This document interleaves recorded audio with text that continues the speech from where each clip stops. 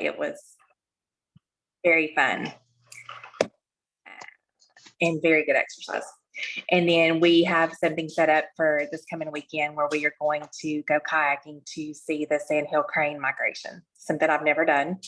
So we have kayaked before, but we've never done anything like that. So that's going to be something different and some good exercise. And strangely enough, I think one of my successes is having a busy work environment. It just keeps me from having time to really think about food all day long. And I love that the program offers quick grab and go snack type, I'm full. I'm not having to think about what I'm going to eat or my next meal. I can go ahead and plan it out in the morning and have it ready to go. Exercise has been a big for me. Just finding something that I love and enjoy keeps me wanting to go back for more. If it's something that you dread, you're not going to want to do it. So new loves for me are Zumba and pickleball. And we found a really great pickleball community here in Chattanooga. And we've just loved meeting new people, and everyone's encouraging and wanting to go out and meet several times a week. And one thing that I hate to do, which I think a lot of people do, is to weigh. And I think weighing weekly and just knowing where you are, where you stand. I know a lot of times we want to avoid it when we might have eaten something that we shouldn't have eaten that week. We're all going to have weak moments and fail at times, but to weigh each week and not wait 3 and 4 weeks down the road, and then you see that you've gained 10 pounds where you could have stopped at 2. So that's something that I have tried to definitely keep up with this time. And then last is just mindset, making healthier choices. I was terrified to go out to eat because that is something that we did a lot of before. And I know that I can't forever avoid it. It's a great social activity that we love. And so I've just had to make better choices and maybe not eat the bread that's put in front of me, or ask them not to bring the bread to the table. And maybe even looking at the menu ahead of time to decide what I'm going to eat, pick grilled chicken and, a salad or something like that, versus getting what I really might want to have, which is, pasta or, something bad, and then adding a dessert on top of it. So those are definitely the things that have helped me. Christie, thank you so much. And just in case someone's tuning in late, what did you say your results are again? So I'm right at 40 pounds down in a little over 5 months. Can you give her a big shout out? That's awesome. Thank What you. I love about Christie, we've been working together for several months, and she shows up. She just shows up. We talk about the hard things. She's doing some new things that are scary to her. Like you guys kayaking through the locks here in Chattanooga. She did that. And one day I called and she was on some tour going down the mountain, Lookout Mountain here on a bike, or, I'm like, what in the world? And it just feeling better has just given her this new bravery, and I admire that. I'm so proud of you. So thank you. And let me also add that having Lori as a coach has been super wonderful. And your calls and just, your personality, you're very easy to talk to, and just having that weekly call keeps you motivated. Thank you. I'm going to send her a gift card after this, guys, for that one. How about that? Thank you, Christie. I appreciate you sharing. I know that was hard. So structure, you heard how she applies the structure. And what's awesome about that is just it's step after step after step, and it just adds up. 40 pounds is a whole lot, and it just adds up for a busy mom, busy worker. And she's just wound all of that up into perfect success. So congratulations, Christie. Hey, the next tip I have for you, tip number 3 is, you knew it was coming, education. Dun, dun, dun. So when you got those books, did you call your coach and say, what in the world are we doing? Am I in college again? Do I have to read all these by next week? I hope not. So I am going to ask a client and coach, Stephanie, if you will come off mute And I would love for you, I met Stephanie just last week, and I was so impressed with her knowledge of the Life Book and the Habits of Health. So Stephanie, tell them how those two elements are key to your success. Okay. Hi, everybody. I'm Stephanie Stitt. I'm from Independence, Kentucky. I've been on the program since the end of March of 2022. I've lost 60 pounds and I met my goal right at the end of the year. And I just stepped into coaching on the 29th of December. So new to all of this, but I just want to say, like, yes, what Lori said was true. When I got those books, I'm like, I don't have time for that. Like, those books are huge and it's just way too much to even think about.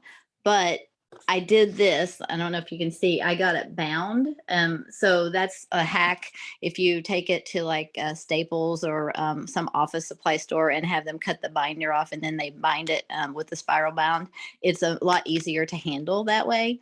And I found that having the book by my bedside at night is a good place to have it, because then, like, if I'm going to bed and I have a few minutes, I can like get into the book and read some things and kind of get caught up on things. There's a lot of, very good information in the books that kind of helps you to understand our bodies and why we do things that we do. And I like the one section about it's not your fault that you're overweight, because we're not hunters and gatherers anymore. So that kind of makes you feel a little bit better about, this is how I got to be where I am. But, the mindset is the other thing. And that's where the Life Book comes in. And getting your mind right is the biggest part of losing weight. I've been a lifetime dieter, and, times have, gotten in my head, and I've, had situations where I can't lose weight and I just don't even want to think about it. So, if you don't have the right mindset, it's going to be very difficult. So that's why I feel like the books are very important. And you don't have to read all of them at one setting. And like I said, just put aside 5 minutes a day and just do the best that you can and get through them. That was going to be my very next question, Stephanie. I was going to say, what tip do you have to someone who feels overwhelmed by all of those? And it was exactly what you said. 5 minutes a day, just take a second, digest it, 5 minutes, put a timer on your phone, you're done. What I love about Stephanie's journey, though, she told you her weight loss story, but I said when we were talking about transition and maintenance, because when you get to where you're going, it's important to know what to do when you get there. And she was already telling me she had read elements 14 and 15. She had a plan. She was revisiting some of that information. So lots of good stuff, Stephanie. I was just so impressed with you. Do you have any more tips? No, I actually have that book. The book is laying by my bed and I look at it every day like, okay, this week I'm adding the fruit. So like I have to keep going back to it and like, what fruits can I eat? And so you have to be very, cautious. And, fruits that I thought would be allowed aren't really recommended, like blueberries. I'm like, really? I just thought blueberries would be great, but they're not. So, they have a higher glycemic index. So, the science behind it, it's very interesting to me. So I just think that if that's something that you're interested in, that you'll find the books very helpful. So good. Thanks, Stephanie. You're going to hear a little more from her in just a second. But I do love that she talks about the glycemic index, and that's so important for maintenance. So you're going to find that around element 15. If you wonder what's coming up when I get to my goal, go to elements 14 and 15. It's right there. And it's a super exciting time, but also one that you would want to lean into the science of the program so that you're successful. All right. Tip number 1 was keep it simple. Tip number 2 was keep the structure. Tip number 3 is education. Tip number 4, lean into your coach. So my friend Melissa is going to come off mute. I love Melissa. I did not know her before we just were introduced, and it has been a joy to be her coach as well. And what I love about Melissa and Christie is they don't miss coaching calls. They're important to them. They're rocks in their schedule. We have a standing call every week. And if something comes up, they text me and say, hey, this isn't going to work out. When else can we talk? And I love that so much. So Melissa, you never miss a coaching call. Why is that important to you? Well, because you're always there to motivate me. I mean, you know how my year has been. I started February of last year. And then I lost my mom. So this has been a struggle. I'm so sorry. I lost 17 pounds, and now it seems like I'm having to start over again. But every week, you're there for me. I know, I love you so much, you guys. That's what we're here for, you guys. As Optivian, as a community, we are here for one another. If you have been through a hard season with your coach, you guys, can you just give Melissa some love there in the chat? Have you been through a hard season? Yep. So Melissa, you are not alone. Well, I feel like every setback is a comeback, especially whenever I have you there with me every week. So it's been great to have you this past year. Yeah. And you guys, sometimes we step back and we aren't coaching food. This community is about loving one another and holding each other up.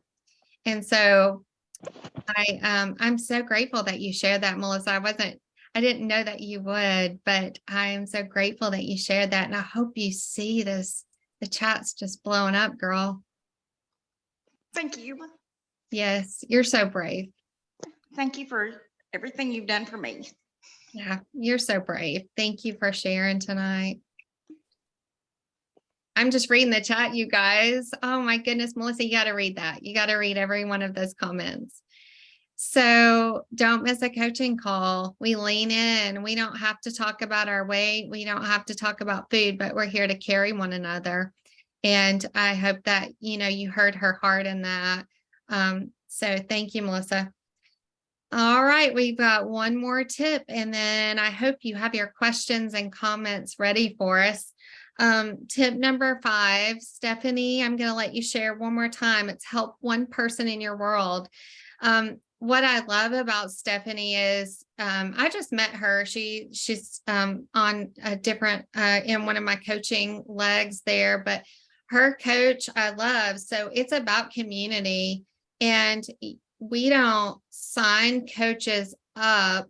We look for people in our world that we can partner with.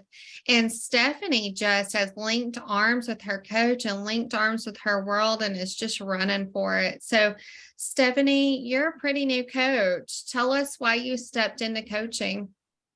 Well, Chris had asked me many times if I wanted to coach, and I kept being resistant to the idea. I was like, no, I just need to focus on myself right now. I don't want to do this with anybody else. I just want to get to the goal.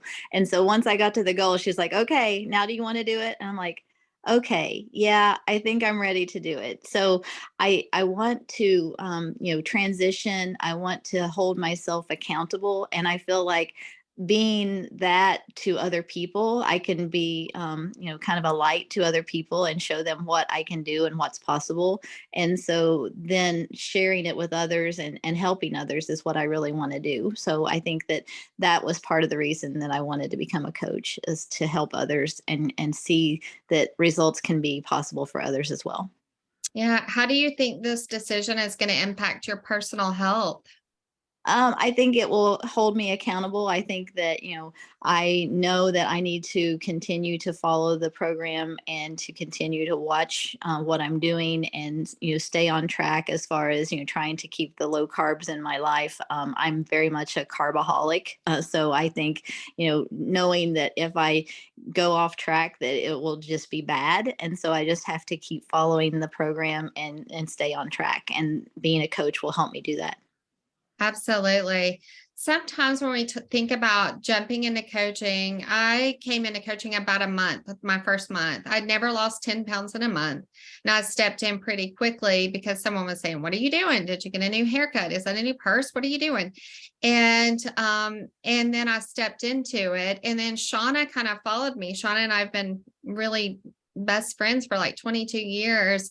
And the thing is that we step into it for our own accountability. And I think about it like this. It's easier to climb a mountain and bring someone with you than to climb the mountain, get to your weight loss goal, climb back down, and then drag them back up, right? So as you're going along, you're taking people with you. And that's what Chris has done. And that's what Stephanie is doing. She wants to secure her maintenance, secure her long-term weight loss. And that's the way she's doing it. So, but I encourage you, think about the people in your world. Who needs this beautiful gift that you're experiencing and the success that you're having? And those are the people. It doesn't, you don't have to take over the world with 100 people, but just a few people in your world. So I encourage you to consider that. And you can touch base with your coach for more information about that. That's right. Never say never, right?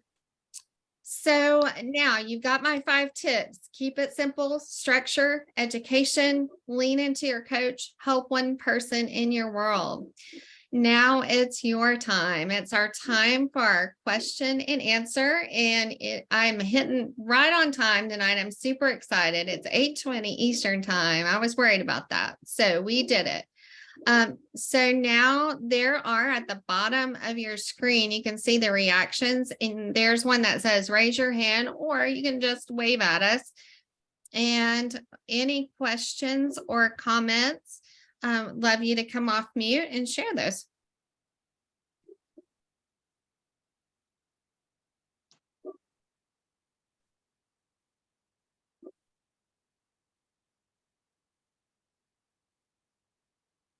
This is the part that makes me a little nervous. All right, Stephanie, go girl. I was talking to a friend yesterday, and she was saying, "You look amazing. What have you been doing?" And I was talking to her about the program. She's a vegetarian, and so she was like, "Would this program work well for a vegetarian?" I think the answer is yes, but I just wanted to get your feedback on how that would work. Hey, that's great. Do we have any answers out there? Anyone that would like to share? I can share. Awesome. We even have coaches who are vegetarians. So there's absolutely an easy way to get your nutrition and your proper protein and carb balance and not eat animal. So it's totally doable. Yeah. Yeah. Thank you, Debbie. There is a vegetarian guide. Yes. Thanks, Debbie. Thanks, Stephanie. What else do you have for us? You got a bunch of coaches out here just ready to help you.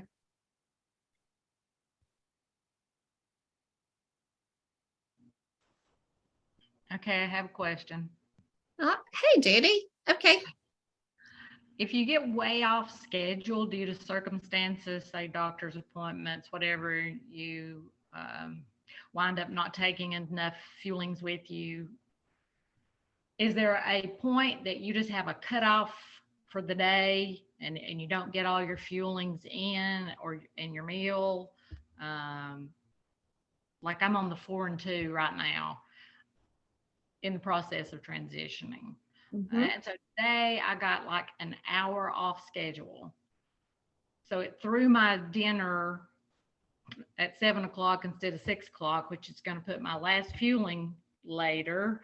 Should I not have the fueling because that's going to, or do I need to stay up later after I eat the fueling? Hey, that's a great question because life does not always go as planned. Who wants to hop off mute and answer that question? I'll answer that one. All right. All right. As the token guy on here, I'll speak up. So the main thing is always plan ahead. So keep some extra fuelings in your car, things that are not affected by either hot weather or cold weather. Keep some fuelings at work, maybe in your desk drawer or in your purse, because life is going to happen. You're going to be at the vet too long. You're going to be at the doctor's appointment too long. Your boss is going to ask you to stay late. So when you have those extra ones at work or whatever, you're good to go. But now sometimes you can't get to your fuelings, right? A meeting runs an hour late, or you're in a dentist chair for 4 hours, or whatever the case may be. It is okay. It's not preferred, but it is okay to double up the next time your fueling comes along, especially if you're on the 5-in-1 program. The main thing is you're already on a calorie deficit program with a 5-in-1 or a 4-in-2. So you want to get all your calories in on a day. So if that means catching up or doubling up or whatever, you don't want to miss out on your nutrition and your water. You want to get all your water in too. I hope that helps. That's so good. Thanks, Frank. I appreciate that. Judy, is that helpful to you? Yes. Okay. Very good. Gina, I saw your hand up. Tell us what you got, girl. Unmute myself. Hey, I was going back to the vegetarian question. There's actually a Facebook page called Vegetarian Recipe Box : Lean and Greens.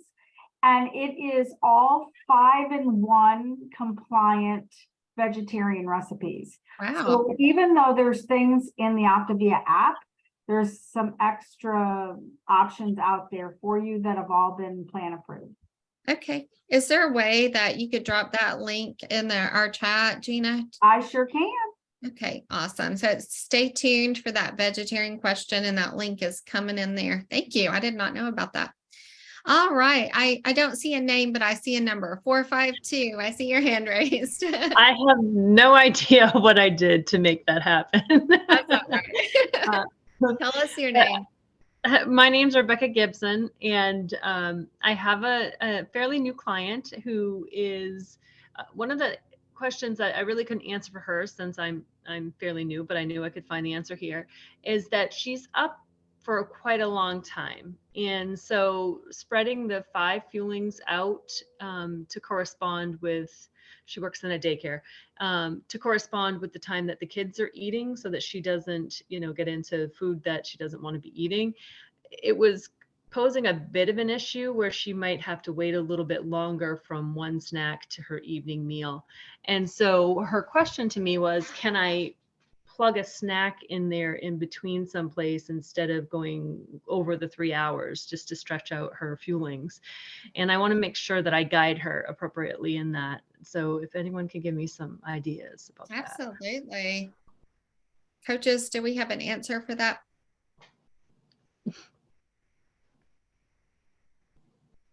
Shauna, how about you? I couldn't find myself on the screen. So can she make her every 3 hours? I'm confused. Oh, yeah. I mean, she can make her every 3 hours, but there's a stretch where there's if she's up so early that if she eats within a half an hour to an hour when she starts her day, there's a break in there where it kind of gets to be almost 4 hours. Mm-hmm. So she wanted to eat a fueling and then kind of grab a snack and then stretch that time a little bit so that her evening lean and green and then her fueling at the end of the day. Mm-hmm. And my thoughts were that we could somehow figure out a snack that would combine a little bit of protein with it. But I wasn't sure what the options, what that would be like.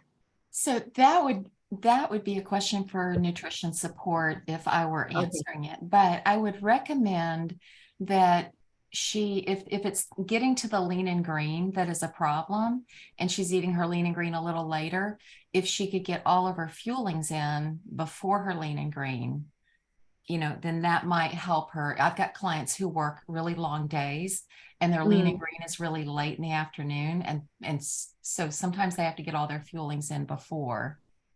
I don't know if that would help her or not, but a snack shouldn't take the place of a fueling. And Lori, do you agree with me on that? I do. And we do have the optional snack that is not in the place of a fueling. It should be in addition to your day. And the optional snack can be like 10 almonds, 3 stalks of celery. That list there, I think it's on page 21 or 22 of your book. Okay, thank you. Yeah, absolutely. All right, Gentel, Gentel's Optavia Lifestyle. Don't you love that name, you guys, of hers? Tell us what you got there. Okay, my question is, I guess I need to come off so you can see me, but my question is, I take medication at night and I have to take it with food right as I go to bed. It always throws me off because I've had the sleep surgery, so I can't eat very much because my stomach's so small. So I used to get my last fueling in around the time I go to bed. So it messes me up on being able to take my fueling 30 minutes before I go to bed. or an hour. So what would you do in that case? All right, coaches, who's got that one for us? So I've got some thoughts. All right. First, I would want to clarify with the doctor or even the pharmacist. I used to work in pharmacy. So this is why I'm saying this. Clarify why they said at bedtime. Sometimes they say it because that's a good routine for you, and sometimes it's actually important to take it at bedtime. But it might be something that you could actually take a little bit late, earlier in the evening. So I think the first thing I would do is make sure that the bedtime is that they said bedtime for a very specific reason and not because they just thought that was a good thing to say, because that is something that they do sometimes. Okay, it's my blood pressure medicine and it makes me sleepy. I mean, Okay, yeah, and it can make you a little bit woozy or dizzy or something. So maybe they just don't want you to, yeah, if you get sleepy and you're going to bed, then no problem, right? Yeah, thanks, Debbie. I appreciate that. All right, and Lisa, I see your hand up there. Tell us what you got. I just want to. I'm sorry, Lisa. Felicia, I see your hand too. I'll call on you next. Sorry, I missed you there. All right, Lisa, now we're ready. Okay, sorry. I was just wondering, there's sometimes like tonight, I got a later start this morning, so I just ate my lean and green. And then, is there like a time frame to stop? Like yesterday, I got home earlier, so I ate my lean and green like around 6:30 or 7, and then had the 2 fuelings later. But is there any kind of like structure, as far as what you do, or other than eating the 2.5 to 3 hours? Kelly, are you still here? I was going to see if Kelly's her coach, so I thought that might be a cool thing. Maybe she dropped off. Do I have a coach who wants to answer that one? What do you think? So I would encourage you, if you're getting up super, super late, you can crunch your fuelings to 2 hours apart instead of the 3. And then you can get them all in before dinner, possibly that way. And then when you eat a lean and green this late, it's your last meal of the day. And I don't know that there's technically a specific time of day you should start or stop. It really depends on when you get up and when you go to bed. But the idea, if this doesn't revolve around your job, is to get a healthier sleep pattern. So maybe getting up a little bit earlier. For my clients who like to sleep late and they end up being up really late at night, we usually talk about maybe going to bed a little bit earlier every day, so you can get your days and nights a little bit more arranged a little bit better. But thank you, Shauna. Yeah. All right, Felicia, so sorry. Your background was yellow, so I didn't see your hand raised. And I would love for you to ask your question, then we'll wrap it up for our night. Okay, thank you so much. What encouraging words do you have for someone who doesn't have very much support at their house, in terms of not having all those things in your house that you shouldn't be eating? Hey, do you mind if I turn that, Lori Shiffman, do you mind? I think you would excellently answer this one. Did you hear her? She said, what do you do if you didn't have a lot of support in your house as far as things that you shouldn't be eating? Yeah, so I definitely think support is wonderful. Unfortunately, not everybody has it.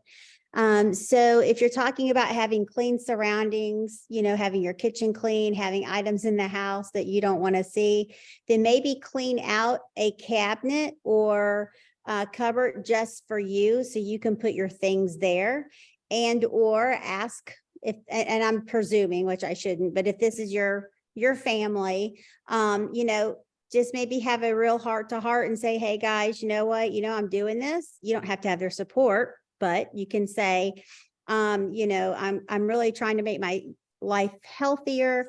And if it would be okay, I'd really appreciate you all keeping the junk food in this cabinet and kind of designate a space for it. And then the other thing I would do is just encourage you to continue doing exactly what you're doing. Be on this call. You're going to get all the support that you need from our community, the Facebook pages, reaching out to your coach. And, you know, I've made some of my very best friends right here in this community. So you do have support. You might not be living with us, but you do have the support.